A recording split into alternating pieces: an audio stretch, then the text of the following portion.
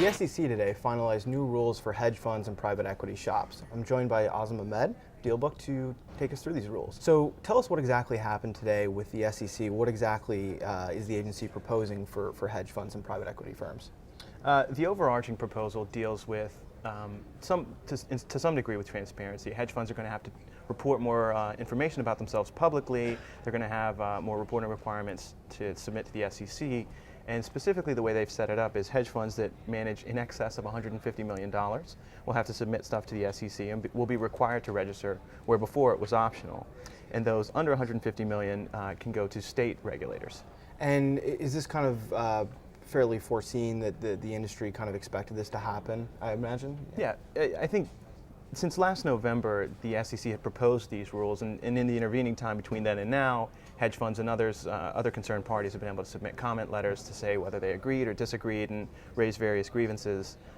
So pretty much to the letter, the same thing that was proposed back in November has now been passed. Okay, and how is kind of the industry reacting to it? What's the sense you're getting from your sources? Is this a huge pain in their side, or is this something that they're already adapting to? I think the worm has turned in that respect. Everyone recognizes that regulation is it's sort of the new world order. So since November, they've been preparing for this, whether hiring auditing firms or lawyers to help them prepare these documents and to prepare for the oncoming registration requirements.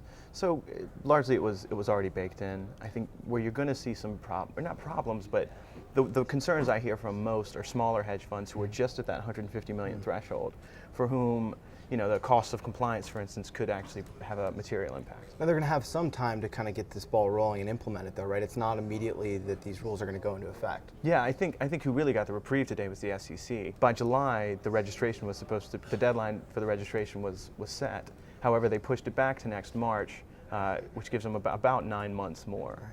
And then there's some sort of exemption, right, for venture capital funds and some of the smaller hedge funds. Take us through what exactly the exemption says. So exemptions say venture capital firms do not have to register in the same way that a hedge fund with $150 million or more does. Hedge funds with $150 million or more are going to have to submit copious paperwork. They're going to have to give details about their funds, who their prime brokers are, various folks that they work with, relationships and such.